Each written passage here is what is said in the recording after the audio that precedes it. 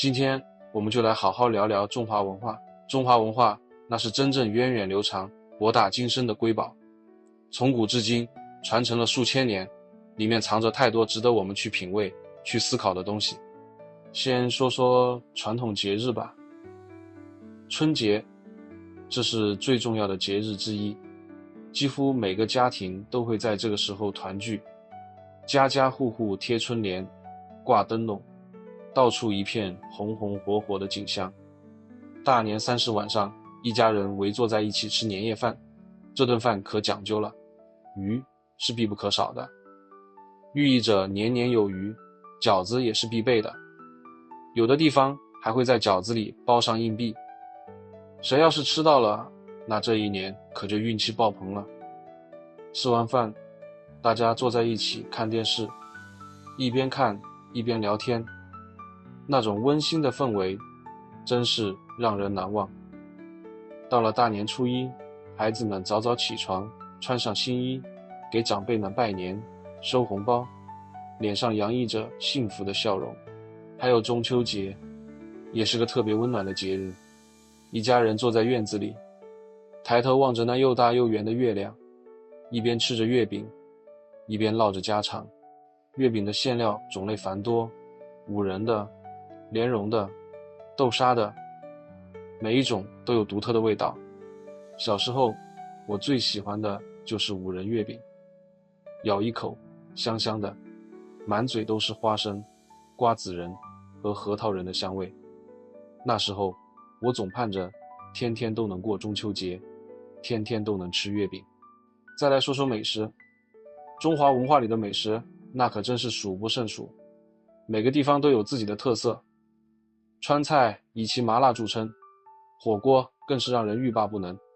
一锅红汤，咕嘟咕嘟冒着热气，涮着各种食材，牛肉、羊肉、土豆粉、藕片，你想涮啥就涮啥，那辣味直冲脑门，吃得人满头大汗，可心里却美滋滋的。粤菜则讲究一个鲜字，比如白切鸡，看起来平平无奇，但吃起来鲜嫩多汁，配上蘸料，一口下去，满嘴都是幸福的味道。北方的面食也是一绝，山西的刀削面，师傅拿着面团对着滚烫的开水锅，一刀一刀地削下去，面条就像一条条小鱼一样，扑通扑通地跳进锅里，煮熟后捞出来，浇上一勺肉酱，再撒点葱花、香菜，那味道真是绝了。北京的烤鸭，皮脆肉嫩，蘸上甜面酱，夹在荷叶饼里，一口咬下去，那滋味简直让人回味无穷。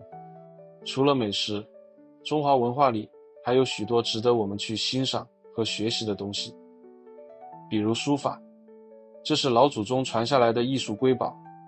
小时候，我看着长辈们拿着毛笔在宣纸上写书法，那笔画一横一竖，一撇一捺，都透着一股子韵味。书法不仅能写出好看的字，还能修身养性，让人心静下来。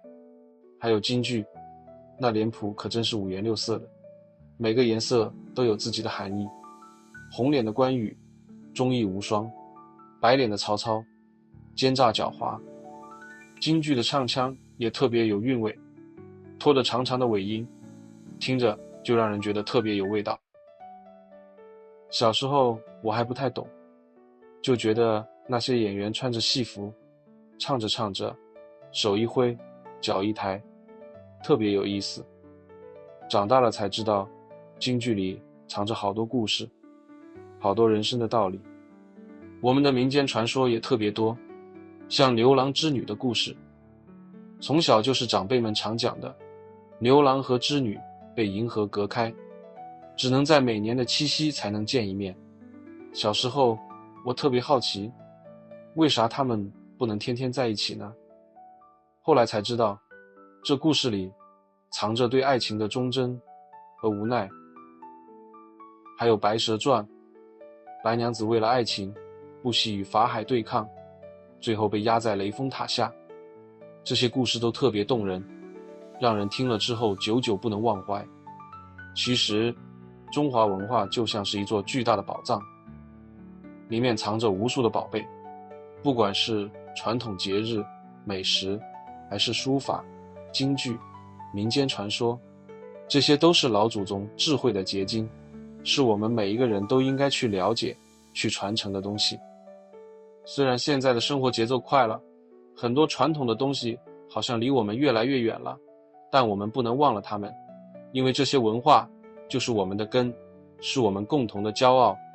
所以希望大家都能多去了解中华文化，不管是去博物馆看看那些古老的文物，还是去听一场京剧，或者亲手做一顿家乡的美食，都能让我们更亲近自己的文化。毕竟这是我们祖先留给我们的财富，也是我们能够传承下去的最宝贵的东西。如果你喜欢今天的内容，除了点赞、关注和分享，也可以请我喝杯咖啡哦。你的支持是我最大的动力。感谢大家的观看，我们下期再见。